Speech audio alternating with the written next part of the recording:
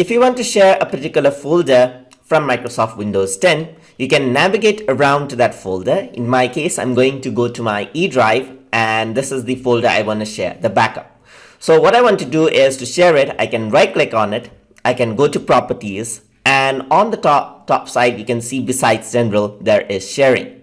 So here it says that it's not shared yet. So you can simply click on share and then choose who you want to share this among.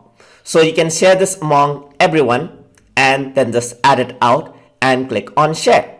So once you do that, now you can see that it is being shared right over here. So now if you were to go to your network drives right here and you go to your computer, you can see that backup is a folder and you'll be able to access files of that backup through the network as well.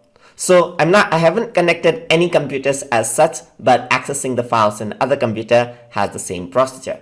So I'm going to go to backup folder, right click on it, go to properties, and then I'm going to go to sharing, and then I'm going to go to advanced sharing. So here you can set permissions for that particular folder. So this is the folder right over here. Let me just go to permissions, and over here you can see everyone is being allowed a full control right over here. That means everyone can change and read. But if you were to just click on read and apply that out, now the people that you've shared the folder with, they can only read the file but cannot add or change any content onto it. So you want to just have some restrictions, then you might want to go to advanced setting over here as well. So that is how you share folders inside of Microsoft Windows 10 and set the folder permissions for other users. So hope you guys learned something as always. And as always, please like, comment, share, and subscribe.